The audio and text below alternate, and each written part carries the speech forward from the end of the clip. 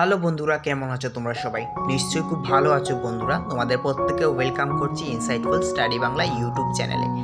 Anyways, তোমরা ভিডিওটি title আর thumbnail দেখে বুঝেই গেছো। আজকের এই ভিডিওটিতে আমরা আমার জীবনের লক্ষ্য ডাক্তার বা তোমার জীবনের লক্ষ্য ডাক্তার নিয়ে আলোচনা করব। তো আমাদের সকলের জীবনে কিছু না কিছু লক্ষ্য থাকে। ছাত্র জীবনে ভবিষ্যতের জন্য একটি লক্ষ্য স্থির করা ও সেই লক্ষ্য পূরণের সঠিক পথে এগিয়ে চলা একটি গুরুত্বপূর্ণ বিষয়। আজকের উপস্থাপন প্রেজেন্টেশন আমার জীবনের লক্ষ্য বা তোমার জীবনের লক্ষ্য রচনা। এই রচনায় আমি আমার জীবনের লক্ষ্য হিসাবে আদর্শ ডাক্তার হওয়াকে তুলে ধরবো এই ভিডিওটির মাধ্যমে। তো আজকের এই ভিডিওটি অত্যন্ত গুরুত্বপূর্ণ। ভিডিওটি স্কিপ করে দেখবে না, ভিডিওটি শেষ অবধি দেখবে। তো চলো আজকের এই ভিডিওটি আমরা শুরু করি। প্রথম লাইনে রয়েছে আমাদের ভূমিকাতে লেখা আছে, জীবন্ত পদ্ম পাতায় শিশির বিন্দু, মানব জীবন সত্যিই খুব ছোট, সংক্ষিপ্ত ও ক্ষণস্থায়ী, কিন্তু তারপরও মানুষ সৃষ্টির শ্রেষ্ঠ জীব বলে মানব জীবন দুর্লভ।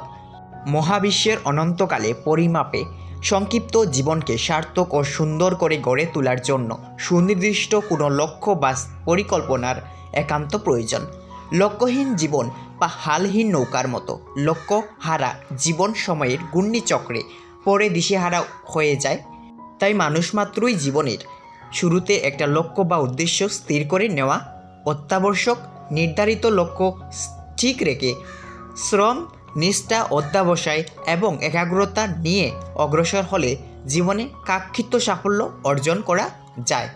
পরের লাইনটি, লক্ষ্য স্থির করার প্রয়োজনীয়তা। মানুষের জীবনে লক্ষ্য স্থির করার প্রয়োজনীয়তা অপরিসীম।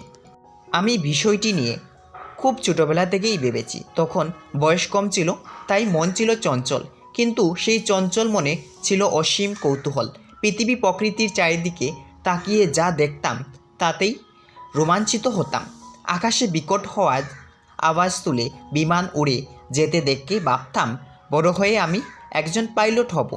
আবার পাঠ্য বইয়ে বিজ্ঞানী নিউটন, আলভা এডিসন বা গ্যালিলিওর চমকপ্রদ আবিষ্কারের কাহিনী পড়ে বিস্মিত হয়ে ভাবতাম, আমি একজন সম্ভবত বিজ্ঞানী হব। আবার কখনো রবীন্দ্রনাথ কিংবা কাজী নজরুল ইসলামের লেখা পড়ে তন্ময় হয়ে ভেবেছিলাম, আমি একদিন তাদের মতো জগৎ বিখ্যাত সাহিত্যিক হব। কিন্তু একটু বড় হওয়ার পর যখন জ্ঞান বুদ্ধি কিঞ্চিত বাড়ল, তখন বুঝতে পারলাম ইচ্ছে করলেই কিছু হওয়া যায় না। তার জন্য অসাধারণ মেধা থাকা চাই, স্রষ্টা প্রদত্ত প্রতিভা থাকা চাই, ইচ্ছাশক্তি, আন্তরিক প্রচেষ্টা আর নিরলস চর্চা অব্যাহত থাকলে যে কোনো উদ্দেশ্যই সাধন করা সম্ভব। তাই জীবনের সেটা সর্বাগ্রে বিবেচ্য বিষয়।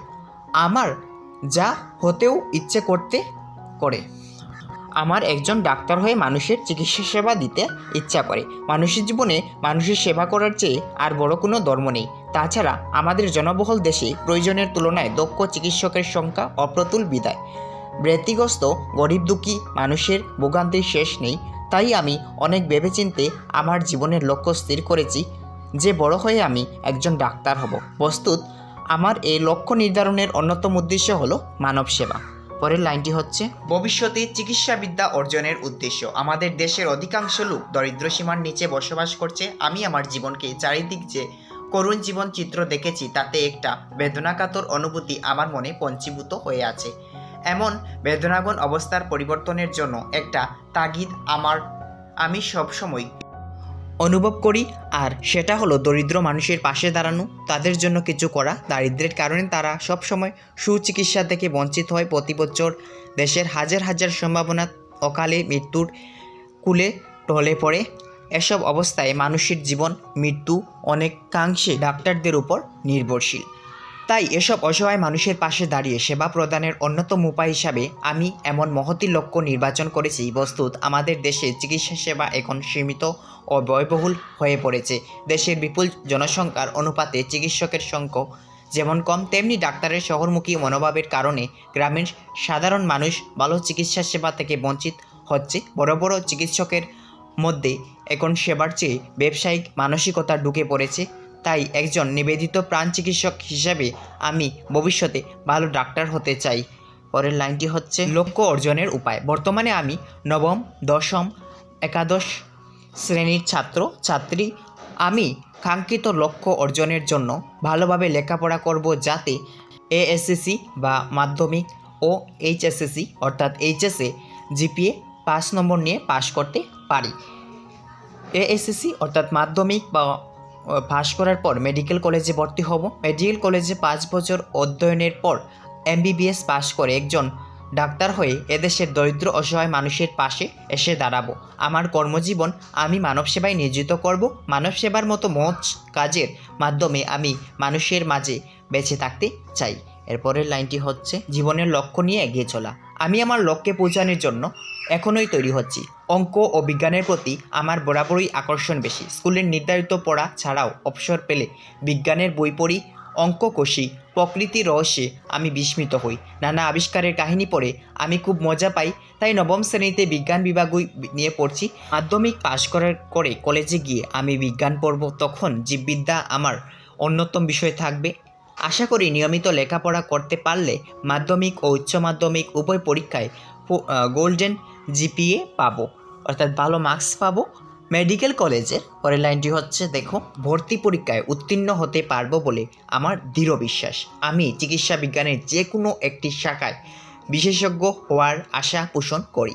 পরে রয়েছে জনসেবা ও কর্মজীবন।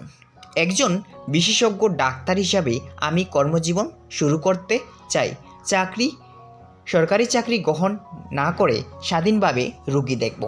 এর জন্য আমি গ্রামের অর্থাৎ উপজেলা পর্যায়ের স্থানকে বেছে নেব। যদিও অধিক অর্থ উপার্জনের জন্য শহরেই উপযুক্ত স্থান, কিন্তু আমার অর্থের প্রতি কোনো লোভ নেই।